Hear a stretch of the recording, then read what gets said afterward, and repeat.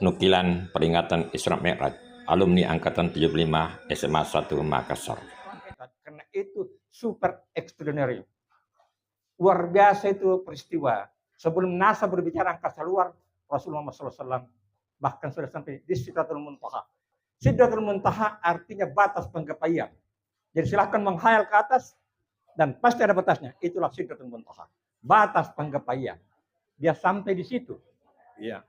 Nah sekarang saya tidak akan berbicara banyak tentang Isra Mi'rajnya, tetapi oleh-olehnya salat. Jadi kita akan berbicara banyak tentang salat itu hanya dalam peristiwa banyak sinyal-sinyal ilmiah. Keluar angkasa, kemudian di televisi juga. Ketika Rasul ditanya tentang jendelanya itu Masjidil Aqsa, dia kan tidak sempat memperhatikan itu, tapi terbayang langsung di depannya. Dan dia bisa sebut. Dan orang yang pernah ke Masjid Aqsa, dia ketahui. Itulah televisi. Dalam perjalanan Isra Mi'raj itu, dia memakai kendaraan borak. Jadi dulu itu kan hanya dikenal itu kendaraan itu binatang. Tapi kalau dalam pasar barakah itu kilat.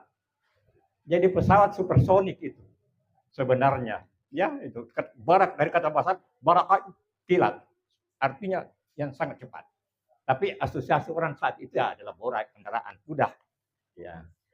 Nah, ketika dalam perjalanan Isra Mi'raj dia menyaksikan peragaan umatnya dan juga peristiwa-peristiwa yang dialami umatnya. Itu kan klip dari video klip. Itulah video-video itu disaksikan. Itu sinyal-sinyal semua. Ya.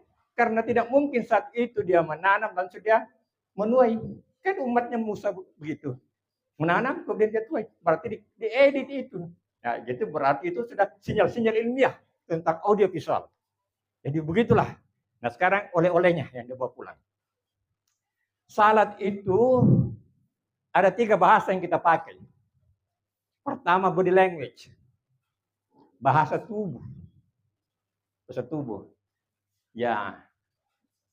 Kedua, bil lisan. Bil jasad, fisik, bil lisan, dengan lisan. Jadi kita berkomunikasi dengan Allah. Kebetulan saya pernah menulis buku komunikasi sakral. Yaitu komunikasi antara sang hamba dengan Allah. Kita menyampaikan apa yang disampaikan. Jadi kita kembalikan kepada dia. Maka samarlah itu komunikator dan komunikator. Karena itu yang kita sampaikan dari dia juga. Menjadi samar. Itulah. Jadi bahasa lisan. Dan yang ketiga, bil qalbi. Hati. Saya kebetulan salah satu tim penguji, calon guru, calon staf di Al-Azhar, sekolah Islam Al-Azhar. Banyak yang saya uji itu, saya tanyakan tentang makna doa dalam salat. Saya kecewa karena banyaknya S2, S1, S2 itu mayoritas, bukan minoritas, mayoritas tidak tahu makna doa dalam salat. Dan kadang-kadang dia kaget, you tidak pernah salat. Bahkan ada yang menangis. Saya salat, tidak, hanya tubuhmu yang salat, kalbumu tidak salat. Tetapi ini momen pada hikmah kita bertemu supaya lain kali kau pahami karena kau berkomunikasi dengan Allah. Apa sebabnya? Dikatakan la taqrabus salata wa antum sukara. Jangan dekati salat sementara kamu mabuk. Jadi itu perintah bertahap itu. Masih bisa minum khamar dulu karena perintah larangan belum. Kenapa? Dilarang salat kalau dia mabuk. Kan dia ngawur. Hatta ta'lamu ma taqulu. Hingga kau paham apa yang kau ucapkan. Nah, itu. Jadi paham yang kita ucapkan. Dilarang salah karena tidak paham yang ucapkan. Ya, jadi kadang-kadang ada menangis. Tapi mudah-mudahan air matamu itu menebus dosa dan mudah-mudahan kau sadar karena rata-rata masih muda. Nah sekarang bil jasad, bahasa tubuh. Yang pertama kita berdiri membentuk angka 1. Tidak ada makhluk yang bisa berdiri setegap manusia membentuk angka 1. Kenapa berdiri? Nah, Profesor Sitandra, guru besar Unhas, pernah berkata, orang Islam Indonesia itu kurang menggunakan why, selalu how saja. Bagaimana?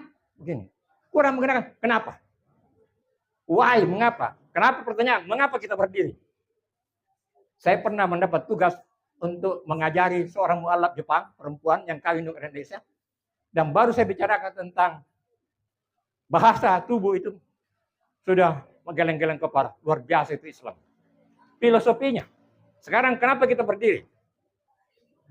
Because one request. Satu permintaan. The most important request. Permintaan paling penting. Jika permintaan ini dikabulkan, selamatlah kita. Apa itu permintaan? Dalam Al-Fatihah hanya satu permintaan. Ihdinas siratal mustaqim. Tunjuki kami jalan lurus. Itu permintaan. Kalau dikabulkan, amanlah kita. Makanya kita berdiri. Membentuk angka satu permintaan paling penting. Dan kedua, kita the best creature of the world. Makhluk terbaik di dunia. Tidak ada makhluk yang berdiri setegak manusia. Berjalan kita membentuk angka satu. Itulah sebabnya kita berdiri. Itulah filosofinya kita berdiri dalam salat. Kemudian kenapa kita ruku? Kita makhluk terbaik. Tapi kita ada keterbatasan. Makanya kita ruku. Jadi kalau kita hormat kepada orang lain, Bu, Pak, artinya saya ada keterbatasan. Dia balas juga. Apalagi kalau orang Jepang. Itu maknanya ruku. Jadi kita ada keterbatasan, maka kita ruku. Itulah ruku. Dan ruku adalah batas. Statistik. Suatu saat akan naik. Tapi suatu saat akan sampai pada kurve. Kurve. Itulah batas. Itulah ruku.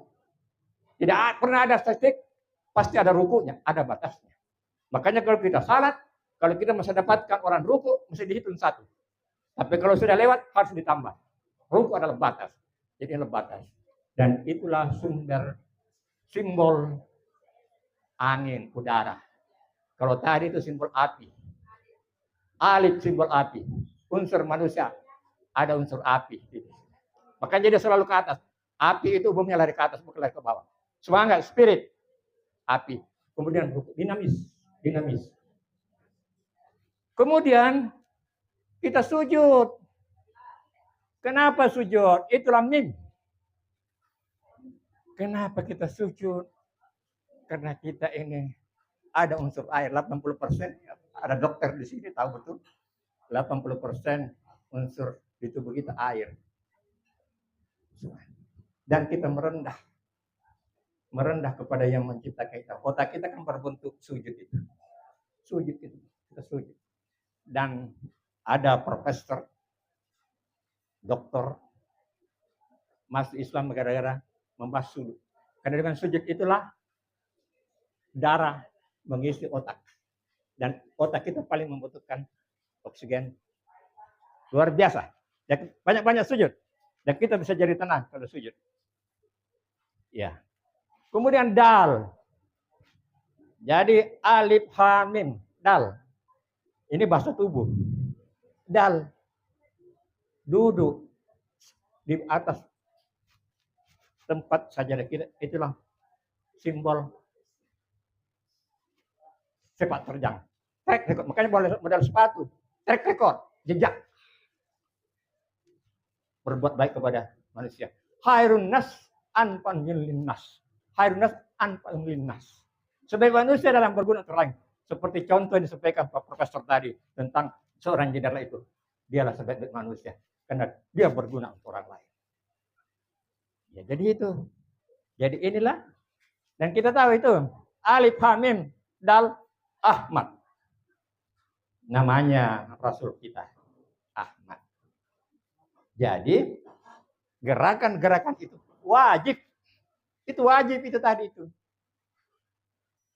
Wajib kita lakukan. Itulah bahasa tubuh. Yang kedua, bil lisan. Hanya 5 yang wajib itu. Yang lain sunnah. Tata langkahnya kalau lengkapi. Yang pertama takbiratul ihram itu wajib. Kalau tidak kita takbir. Kemudian Fatihah. Harus dibaca Fatihah. Kalau tidak ada syarat. Tidak ada salat kalau tidak ada Fatihah. Yang kemudian tahiyat akhir. Dan salawat kepada Rasulullah Muhammad SAW. Tahiyat awal itu sunnah. Dan yang terakhir, salam. Assalamualaikum. Itu yang wajib. Tapi alangkah baiknya, kalau sunnahnya juga kita lengkapi. Ya. Jadi meskipun tidak membaca sebenarnya, kalau bergerak itu sudah salat. Itu. Tinggal kualitasnya. Kita bicara tentang kualitas. Bagaimana kita meningkatkan kualitas. Jadi itulah bahasa lisan. Allah Akbar, Allah Maha Besar. Kemudian Fatihah. Itulah bil lisan. Kenapa harus bahasa Arab? Supaya jangan deviasi. Saya kebetulan ini dosen penerjemah dulu. Dia kadang bahasa asing. Saya sampaikan bahwa kalau kita menerjemahkan akan terjadi deviasi. Disebabkan satu, nawa itu sang penerjemah. Kedua, kemampuan sang penerjemah. Ketiga, ada kosakata yang tidak ada padanannya dalam bahasa target, bahasa sumber bahasa target. Jadi penerjemahan itu harus hati-hati. Makanya salat itu tidak diterjemahkan sebagai standar. Quran luar biasa. Quran kalau diterjemahkan selalu ada aslinya. Bagaimana dengan kitab lain? Dari bahasa Armenia, bahasa Yunani, bahasa Jerman, bahasa Belanda, akan banyak deviasi.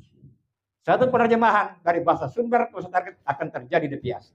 Kalau kita menangkap air gelas ke gelas lain, maka tidak akan sama. Ada yang menguap, ada yang lengket di gelas. Itulah penyebab. Makanya Quran kita pelihara. Aslinya. Kalau kita mau meneliti, cari aslinya. Bukan terjemahannya, bukan kopinya, tidak aslinya. Kitab siapa yang punya aslinya sekarang? Kalau bukan hanya Islam. Islam. Itulah. Nah, itulah bahasa lisan. Harus sesuai dengan ucapan Rasulullah. Makanya jangan diterjemahkan, dipahami saja. Dipahami saja. Itulah bahasa lisan. Kita sampai ke bahasa kalbi. Ya, bil qalbi. Apa yang kita ucapkan sebaiknya diikuti oleh ini. Dipahami. Terutama yang wajib tadi. Kalau yang lain itu sunnah. Tapi yang wajib kita paham. Supaya kita komunikasi. Aqimus salat di zikri. Tegakkan salat untuk mengingatku. Sekarang pertanyaan, kenapa dikatakan af'alus salah? Kenapa dikatakan aqimus salat? Tegakkan salat. Tidak dikatakan kerjakan salat. Artinya ditegakkan salat. Di luar salat pun kita tegakkan. Karena kita berjanji, inna sholati wa nusuki wa mahaya wa mamati lillahi rabbil alamin. Ada sabta marga, ada janji Pak ya. Di situ salat itu. Di luar salat kita ingat janji kita. Itulah salat tidak terputus. Di luar salat pun tetap ingat janjinya. Ya, jadi itulah salat. Itulah kalbi. Nah, sekarang 3 itulah yang kita perlu tingkatkan. Kita rukuk secara baik. Tidak ada senam sebagus salat. Kalau kita senamnya Pak Bambang itu kadang-kadang sepatu jari-jari kita tidak bergerak. Tapi salat Pak sampai jari kaki semua bergerak. Mata pun bergerak. Masalah leher bergerak. Luar biasa. Siapa yang ciptakan ini? Tidak mungkin Muhammad. Indah. Dan salat itu nikmat Pak. Nikmat bagi yang menghayatinya. Tapi jangan salat untuk mendapatkan nikmat. Salat kena perintah. Insya Allah nikmat itu adalah bonus.